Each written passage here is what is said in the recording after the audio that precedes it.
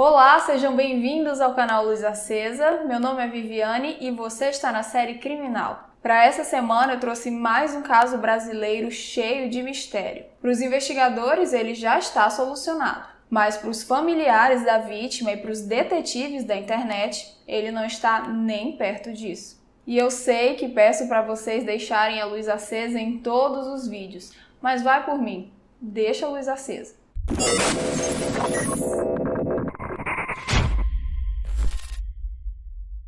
Sexta-feira, 15 de janeiro de 2016, cidade de São Carlos, estado de São Paulo.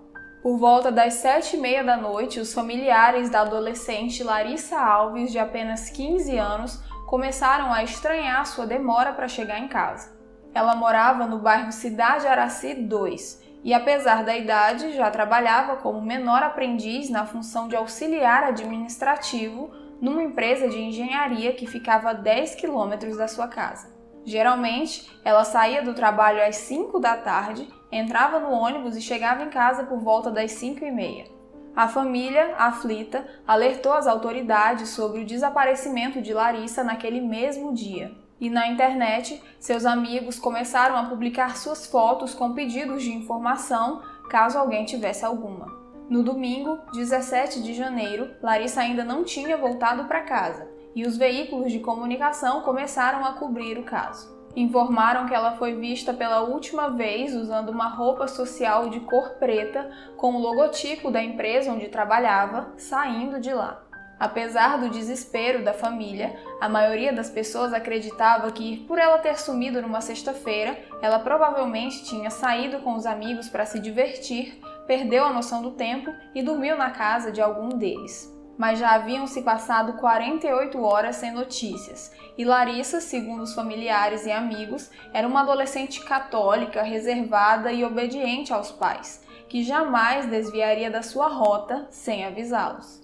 Ainda naquele mesmo domingo, por volta das 7h30 da noite, o vigia da empresa onde Larissa trabalhava percebeu, durante uma ronda, que a porta da sala de arquivos estava aberta. Ao se aproximar, encontrou a adolescente pendurada na janela, com um tecido enrolado no seu pescoço. O SAMU foi acionado imediatamente, mas serviu apenas para constatar sua rigidez cadavérica e que a morte havia acontecido aproximadamente 48 horas antes. Ao lado do corpo havia uma carta, o que é comum em casos de suicídio. Mas o que chamou a atenção mesmo foi o seu conteúdo, porque ninguém entendeu nada do que estava escrito. Era toda em latim. Na mesa de Larissa estavam os seus itens pessoais: o cartão do transporte coletivo, sua carteira de identidade, R$ 2 em dinheiro, uma jaqueta azul, um telefone e algumas fotos. Tudo apontava para um suicídio comum, mas os peritos pontuaram algumas coisas estranhas. Como eu mencionei agora há pouco, o corpo de Larissa foi encontrado na sala de arquivos da empresa. Era um cômodo de teto alto que servia apenas para armazenar documentos dentro daquelas pastas azuis tradicionais, sabe? Como essa que eu peguei no Google para uma melhor compreensão. O seu material é de plástico e, dependendo da situação, frágil. Pois bem, nessa sala tinha uma janela bem alta e para conseguir amarrar uma das extremidades do tecido nela, só com a ajuda de uma escada ou escalando as pilhas e pilhas de pastas azuis. Mas não foi encontrada nenhuma escada perto do corpo, muito menos algum sinal de que as pastas tinham sido movidas de lugar. Elas estavam intactas sem nenhum amassado. Ou seja, não foi com a ajuda de uma escada e nem subindo nas pastas que Larissa conseguiu amarrar o tecido lá. Os familiares de Larissa estavam indignados com os rumos da investigação, porque, segundo eles, ela jamais tiraria sua própria vida. Ela era uma adolescente feliz, comunicativa, cheia de planos e sem histórico depressivo. Sua mãe informou que elas tinham saído juntas naquela mesma semana para comprar o vestido que Larissa usaria no seu aniversário de 16 anos que se aproximava, e que ela estava super ansiosa e envolvida com os preparativos da festa. Para os seus familiares, a sala de arquivo era uma cena de crime. Alguém havia assassinado Larissa e pendurado ela ali. E eu não tiro a razão da família, porque esse caso é cheio de mistério. Então vamos por partes aqui. A posição em que o corpo foi encontrado não correspondia com um suicídio comum. Isso porque seus braços estavam erguidos e flexionados, de modo que uma das mãos passava da altura do ombro, e ela surpreendentemente fazia o sinal de figa. O que é estranho, porque nos casos de enforcamento, o desmaio ocorre antes da pessoa morrer, e consequentemente toda a sua musculatura fica flácida. Portanto, o natural seriam os braços caídos e não erguidos acima do ombro. E o que significa aquela figa? Outro ponto importante é a ausência de secreções no corpo de Larissa. Isso porque quando uma pessoa morre de forma abrupta, como no enforcamento, por exemplo, é comum a presença de secreções por ali, seja urina, sangue, fezes, etc. E não tinha nada disso ali. E por último, e não menos importante, pelo contrário, está a carta em latim. O que dizer sobre essa carta? Ou melhor, o que essa carta quer dizer pra gente? A foto dela passou bem rápido agora há pouco, mas vou trazer novamente para tentarmos entender alguma coisa aqui. Teoricamente, o latim é uma língua morta, com poucos materiais de boa qualidade disponíveis se comparada com outras línguas. Não é qualquer pessoa que escreve uma carta em latim, ainda mais em latim eclesiástico, como foi o caso dessa. O latim eclesiástico também é conhecido como o latim da Igreja, porque é usado pela Igreja Católica nos ritos eclesiásticos. Rolaram algumas traduções dessa carta pela internet na época dos fatos, todas bem parecidas, e segue na tela uma delas para vocês. Ela concordou. Os ataques têm que ser mais fortes. Ela vai lutar. Enquanto estamos perto, o coração está cinza. Exclamou não e perguntou sobre o modo de partir, já que ele governará. E não obstante em escutar minha voz, às vezes ela olha acima, para ele. Lembre-se, só uma mente perturbada se apega àqueles que amam. Há 1 ano, teve um sonho. Viu tudo ser seu, desde que enviasse um presente, a vida. Algo inocente poderia ser um desastre. Ela tinha necessidade de um acordo para poupar o chefe da família, aquele que obedecia ao Evangelho. Mas tudo na terra de morrer. Nada é feito de graça e as dívidas voltam velejando em algum tempo. Portanto, a escolha deve ser feita por si mesmo. A partir daí, eu a fiz. Para a família, o dom de uma menina de ver e ouvir e sentir. Felizmente, nós conseguimos. Esta alma estava fraca, a mente perturbada não sustentou a paixão pelos céus. Por isso, foi mais fácil trazê-la para o nosso lado. Quando eles atacam, vão até o último resquício da alma. Deixo a carta como uma forma de explicação. Amo vocês, Gaap.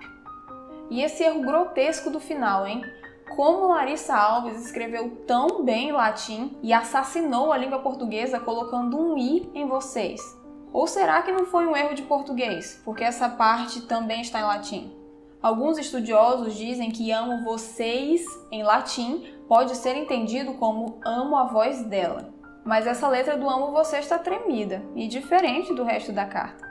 Será que Larissa recebeu a carta pronta de uma outra pessoa e escreveu só o amo vocês tremido? Ali no calor do momento, nervosa, usando apenas uma pasta azul como sustentação? Porque aquelas pastas não são lisas, têm ondulações, né? Vai que. E essa assinatura Gaap aí, o que será que significa? Me arrependi de ter ido atrás, mas já que eu fui, trouxe para vocês. Segundo a demonologia, que é a ciência que estuda os demônios, Gaap é um demônio goético, um poderoso príncipe e grande regente do inferno, que supostamente comanda 66 legiões de demônios.